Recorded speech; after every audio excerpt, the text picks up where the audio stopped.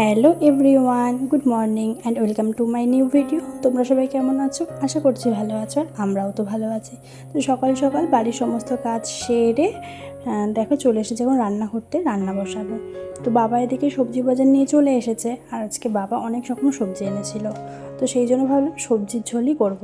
কারণ আগের দিন মা এরকম বলছিল যে অনেক দিন সবজি দিয়ে রিঙ্কু ঝোল করো না। তো ভাবলাম যে আগের দিন মা করেছিল রুই মাছ দিয়ে আলু দিয়ে পেঁপে দিয়ে ঝোল করেছিল, তোমাদের সাথে শেয়ার করেছিলাম। আর আজকে ভাবলাম যেহেতু সব রকম সবজি এনেছে তাহলে একটু ঝোলই করি, মা খেতে চেয়েছিল, সেই জন্য এই সব রকম দিয়ে ঝোল করব। আর পেঁপে ভাতে দেবো, হাফ পেঁপে হচ্ছে ঝোলে দেবো, আর হাফ পেঁপে হচ্ছে ভাতে দিয়ে দেবো। আর বাবা পটল এনেছে, বরবটি এনেছে, সব রকম সবজি দিয়েই হচ্ছে ঝোল করব। আর রুই মাছ আছে, আর আছে হচ্ছে ভোলা মাছ। তো ভেবেছি ভোলা মাছটা দিয়ে সর্ষে বাটা আর পেঁয়াজ দিয়ে টমেটো দিয়ে একটু ঝাল করব, আর হচ্ছে গিয়ে রুই মাছটা দিয়ে ঝোল করব। আর এদিকে বরের জন্য কেটে নিয়েছিলাম উচ্ছে গোল গোল করে। ও হচ্ছে কি উচ্ছে আলু ভাজা খেতেও ভালোবাসে, আর উচ্ছে গোল গোল করে খেতেও ভালোবাসে। এদিকে শ্বশুরমশাই বলছিল যে মানে বাবার একটু ওই উচ্ছে গোল গোল করে খেতে ভালো লাগে। তো ভাবলাম উচ্ছে আলু তো ভাজা করি, আজকে তো তাহলে উচ্ছেগুলো গোল গোল করেই ভাজা করি। তো সেই জন্য উচ্ছেগুলো গোল গোল করে কেটে নিয়েছি। আর তারপরে দেখো সব কিছু কেটে ধুয়ে গুছিয়ে একবারে রান্না বসাবো বলে কড়াই বসিয়ে দিয়েছি। আর এদিকে ফার্স্টে আলুগুলো ভেজে নিচ্ছি, তারপর উচ্ছেগুলো ভেজে নেবো। তারপর যে তেলটা থাকবে ভেবেছি ওই তেলেই পটলগুলো ভেজে নেবো। আর আগে পটল ভাজলে না তেলটা বড্ড তাড়াতাড়ি কালো হয়ে যায়, সেই জন্য ভেবেছি আগে উচ্ছে আলু এগুলো সব ভেজে নিই।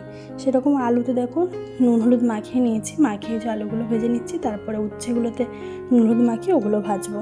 এদিকে ভাত হয়ে গেছে, ইন্ডাকশানে ভাত বসিয়ে দিয়েছিলাম। আমার সবজি কেটে মানে ভাজা করতে করতে ভাত দেখি ফুটে গেছে, তো ভাত নাবিয়ে দিয়ে একবারে রান্না বসিয়েছি।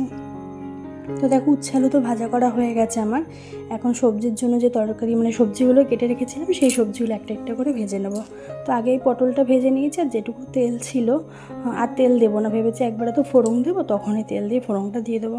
তো যেটুকু তেল ছিল তার মধ্যে আলুটা পেঁপে বরবটি এগুলো একটু নাড়িয়ে চাড়িয়ে ভেজে নিয়ে তারপর হচ্ছে জল দিয়ে দেবো।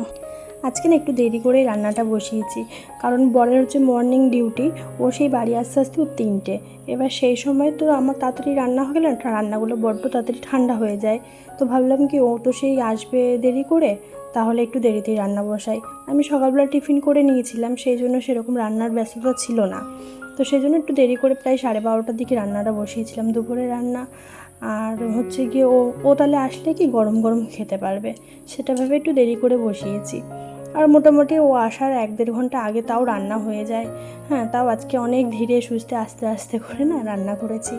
আর যা গরম পড়েছে, প্রচুর গরম পড়েছে, আর বাইরে তো খুব রোদ। আমার তো 2 দিন রোদ দেখে আমাদের 2 ঘরের 2 আলমারির সমস্ত জামাকাপড় রোদ দেওয়া হয়ে গেছে। তো তোমরা কে কে ভাদ্র মাসে জামাকাপড় রোদে দিলে বলো কিন্তু। আমার ভাদ্র মাসে কিন্তু রোদ খাওয়ানো হয়ে গেছে। ছোটোবেলা থেকেই দেখতাম মা মামি সবাইকে যে ভাদ্র মাসে জামাকাপড় রোদে দিত, তারপর পুজোর আগে ঘর বাড়ি পরিষ্কার করতো, সেরকমও করবো।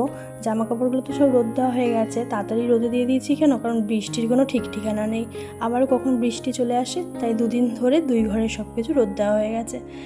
তো এখন দেখো এই যে রান্নাটাই ফোড়ন দিয়ে দিলাম, আর এখন এটা ইন্ডাকশানে বসিয়ে দিচ্ছি, কারণ আমার তো মাছ ভাজা হয়নি, সবার লাস্টে ভেবেছি মাছ ভাজবো। তো সেই জন্য ওটা ইন্ডাকশানে বসিয়ে দিয়েছি, আর এদিকে মাছটা ভেজে ঝোলে দিয়ে দেবো। তো দেখো ফাইনালি এই যে আমার একদম সবজি দিয়ে মাছ দিয়ে ঝোল রেডি। তারপর দেখো স্নান করে যে আমার গোপুসোনাকে আবার পুজো দিয়ে নিলাম। তো চলো বন্ধুরা, আজকের ভিডিওটা এই পর্যন্তই। আমার ভিডিও কিছু ভালো লাগলে অবশ্যই লাইক কমেন্ট শেয়ার করে দিও, আর হ্যাঁ সাবস্ক্রাইব করে দিও কিন্তু। দেখাবে পরের ভিডিওতে। টাটা।